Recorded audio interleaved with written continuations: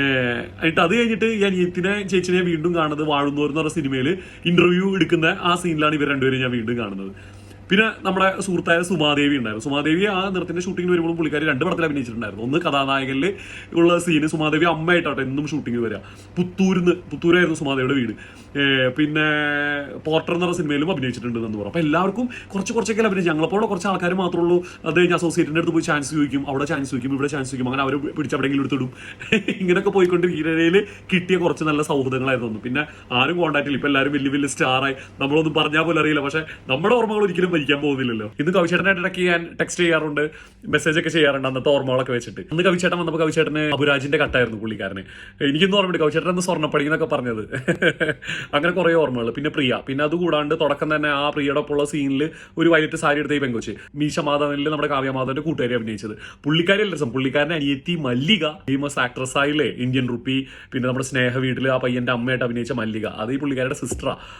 അങ്ങനെ കുറച്ചധികം പേരുണ്ടായിരുന്നു. ഇപ്പൊ ഇത് അഞ്ജനയുടെ കാര്യം പറഞ്ഞപ്പോഴേ, അഞ്ജനയ്ക്ക് കുറെ നാളായിട്ട് ഞാനിങ്ങനെ വിചാരിക്കുക ഒരു മെസ്സേജ് വിട്ടാലോ, ഓർമ്മയുണ്ടോ നമ്മളെയൊക്കെയെന്ന്. പക്ഷെ ഇനി ഓർമ്മയൊന്നും കാണൂല, കാരണം അവര് വെള്ളിത്തിരയില് സ്റ്റാർ ആയി കഴിഞ്ഞു. എന്തായാലും അഞ്ജന വൈകി ഈ വീഡിയോ ചെയ്യാൻ പറ്റിയതിൽ എന്നെ സന്തോഷമായിട്ട് കാണുന്നു.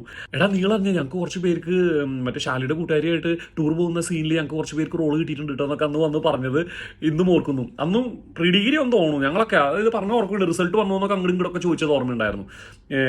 10th പ്രീ ഡിഗ്രിയോ ആ സമയത്ത് നിറമിറങ്ങുന്ന സമയത്ത് അത്ര തന്നെയുള്ളൂ, അതിൽ കൂടുതലൊന്നും എന്തായാലും ഉണ്ടാവില്ല. കുറച്ച് നാളുകൾ ഞങ്ങളൊക്കെ ഒരു മാസത്തോളം കുറച്ച് പേരായിട്ട് ഭയങ്കരമായിട്ട് സിങ്ക് ചെയ്ത് പോയ ഷൂട്ടിംഗ് ലൊക്കേഷനാണ്. ഞങ്ങളെ സമയത്തോളം ഞങ്ങൾ ആ സീനിൽ നമ്മൾ പെടുവോ, ആ സീനിൽ നമ്മൾ പെടുമെന്ന് മാത്രമേ നമ്മൾ ചിന്തിക്കേണ്ടതെന്ന് വിളിച്ചു. പിന്നെ നല്ല ഫുഡായിരുന്നു. ക്രൈസ്റ്റ് കോളേജിന്റെ ഓഡിറ്റോറിയത്തിന്റെ പുറത്തായിരുന്നു ഞങ്ങൾക്ക് ടോക്കണൊക്കെ ഉണ്ടായിരുന്നു ഫുഡ്. ആ സമയത്തായിരുന്നു ഞങ്ങൾ ഈ വർത്താനം പറയലും കാര്യങ്ങളൊക്കെ.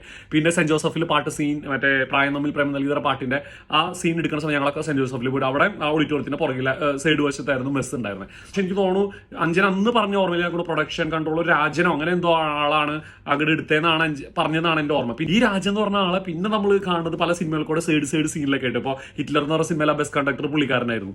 അന്നത്തെ കുറച്ച് നാളുകൾ മാത്രം ഉണ്ടായിരുന്ന നല്ലൊരു ഫ്രണ്ട്ഷിപ്പ് ഇപ്പൊ തിരിഞ്ഞു നോക്കുമ്പോൾ നല്ലൊരു സ്റ്റാറായി നിങ്ങളൊക്കെ കാണാൻ പറ്റിയതിൽ ഒരുപാട് സന്തോഷം. എന്നും നല്ല ഉയർച്ചയിൽ എത്തട്ടെ എന്നുള്ള പ്രാർത്ഥനയോടെ. പക്ഷെ അഞ്ജന ഞാൻ എവിടെയും പറഞ്ഞു കേട്ടിട്ടില്ല. നിറത്തിൽ കൂടെ ആയിരുന്നു. നിറത്തിൽ ഒരു എൻട്രി